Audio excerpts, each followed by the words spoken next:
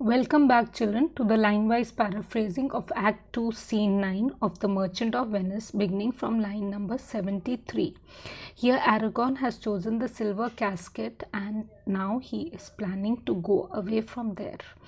Still more fool I shall appear by the time I linger here.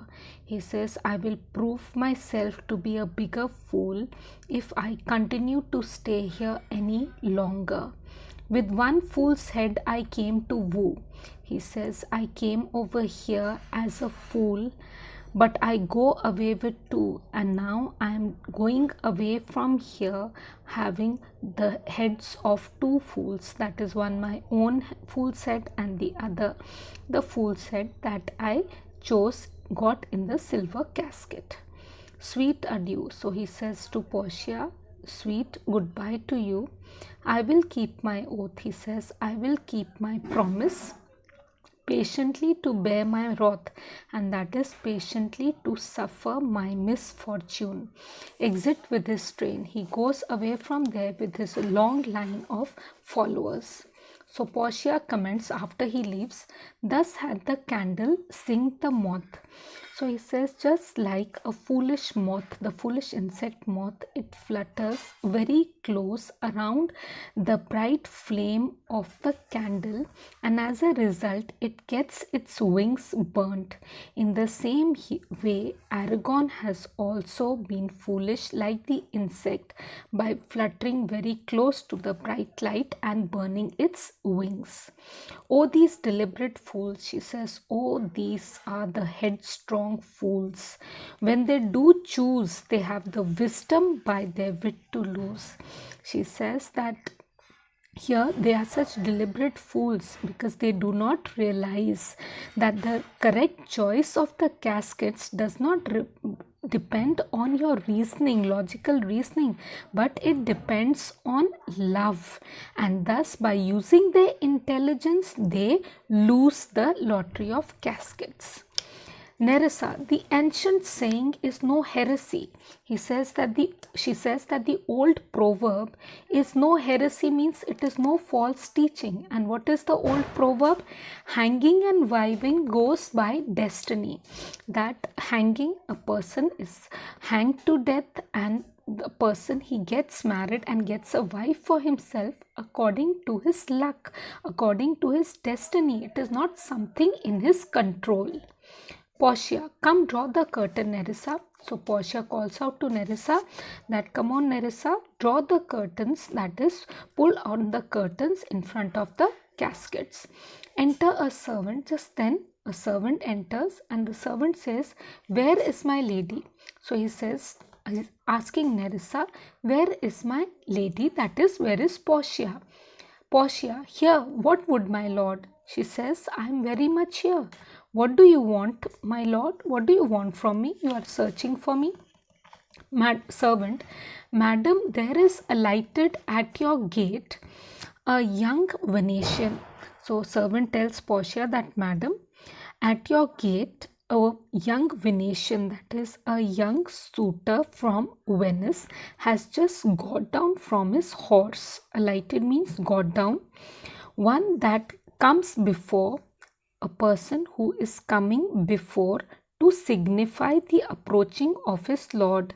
That is, he is a young Venetian, a young citizen of Venice who has come in advance to announce the arrival of his master, from whom he bringeth sensible regrets, and from his master he has brought substantial greetings.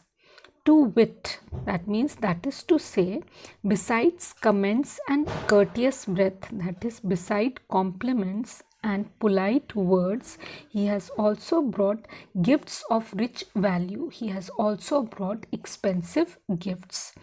Yet I have not seen so likely an ambassador of love. A day in April never came so sweet.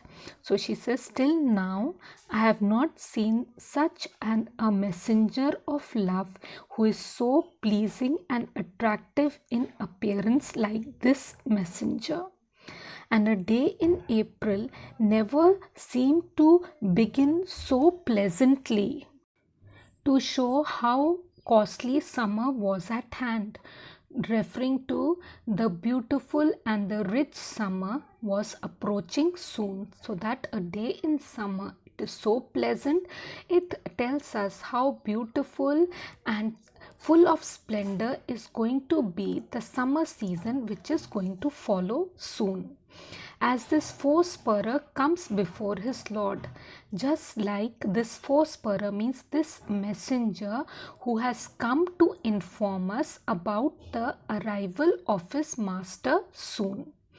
Portia, no more, I pray thee. So Portia tells the messenger that no more of this talk, I request you.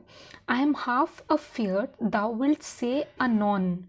Half afeard means afraid, because I am half afraid that thou wilt means you will say, anon means at once or immediately. He is some kin to thee, that he is some relative of yours. Thou spendest such high day wit in praising him, because you are using such good words in praising this person who is coming, your master. Come, come, Nerissa, for I long to see quick Cupid's post that comes so mannerly. She says, come on, Nerissa, come along with me. I wish to see quick Cupid. Now Cupid is the classical god of love who is said to be blind. So here she calls the messenger as the messenger of the classical god of love, Cupid's messenger. So I would like to see fast Cupid's messenger that comes so mannerly means who is coming here, who has come here in such a beautiful, decent manner. Nerissa, Bassanio, Lord love, if thy will it be.